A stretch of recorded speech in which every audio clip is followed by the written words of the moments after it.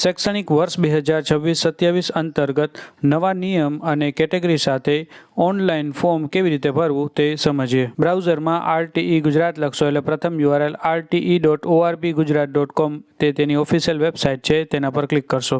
અહીં RTE 1, 2, 3, 4 કોઈ પણ એક સર્વર પર ક્લિક કરશો। ગ્રીન બટન નવી એપ્લિકેશન પર ક્લિક કરશો। આખું ફોર્મ અંગ્રેજીમાં ભરશો અને બાળકની વિગત એ બાળકના જન્મના દાખલા મુજબ લખવાની રહેશે। બાળકનું નામ, પિતાનું નામ, અટક, આધાર નંબર, જો બાળક દિવ્યાંગ હોય તો યસ, નહીં તો નો, બાળકની જન્મ તારીખ અને બાળક બોય છે કે ગર્લ તે સિલેક્ટ કરવાની છે। બાળકના માતાની વિગત, માતાનું નામ, તેમના પતિનું નામ, અટક, માતાના આધાર નંબર, માતાની શૈક્ષણિક લાયકાત સિલેક્ટ કરવાની છે અને માતાનો વ્યવસાય સિલેક્ટ કરવાનું છે। પિતાની વિગતમાં પિતાનું નામ, પિતાના પિતાનું નામ, અટક, પિતાના આધાર નંબર, પિતાની શૈક્ષણિક લાયકાત અને પિતાનો વ્યવસાય સિલેક્ટ કરવાનો છે। એક ખાસ કાળજી રાખશો કે બાળક, માતા અને પિતાની અટક એક જ લખશો। જો ડોક્યુમેન્ટમાં ભૂલ હોય તો પણ। જો બેંક પાસબુક બાળકની હોય તો ચાઇલ્ડ સિલેક્ટ રાખશો અને માતા અથવા પિતાની હોય તો પેરેન્ટ્સ ગાર્ડિયન સિલેક્ટ રાખશો। તેમના એકાઉન્ટ નંબર, IFSC કોડ લખશો એટલે બેંકનું નામ અને બેંકની બ્રાન્ચ નંબર આવી જશે। બેંકના એકાઉન્ટ હોલ્ડર નંબર અને તેના આધાર નંબર લખશો।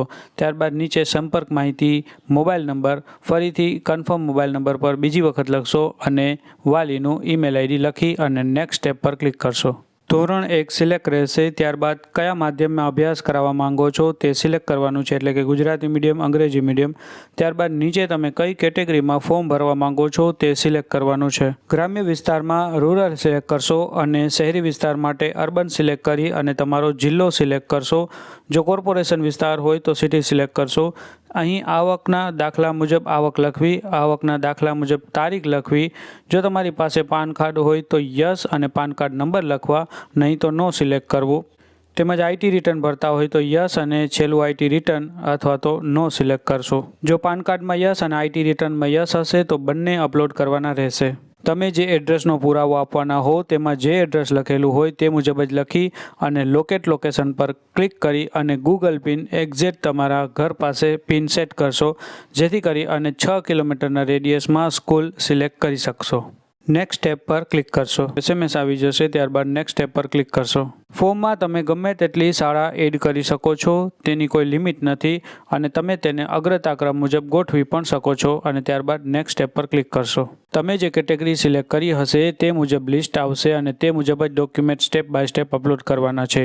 તમામ ડોક્યુમેન્ટ ઓરિજિનલ અને 450 KBથી ઓછા હોવા જોઈએ અને ખૂબ જ સારી રીતે વચાય તેવા હોવા જોઈએ। એક વખત અપલોડ થઈ ગયા પછી પણ વેરીફાઈ કરી લેશો કે તે કેટેગરીની સામે જ તે જ ડોક્યુમેન્ટ અપલોડ થયા છે કે નહીં અને ત્યારબાદ જ નેક્સ્ટ સ્ટેપ પર ક્લિક કરશો। ફોર્મ શાંતિથી વ્યવસ્થિત ચેક કરી લેશો। જો કોઈ ભૂલ હોય તો સુધારો કરી લેશો અને ત્યારબાદ છેલ્લે કન્ફર્મ એપ્લિકેશન બટન પર ક્લિક કરશો એટલે ફોર્મ સબમિટ થઈ જશે અને PDF ડાઉનલોડ થઈ જશે।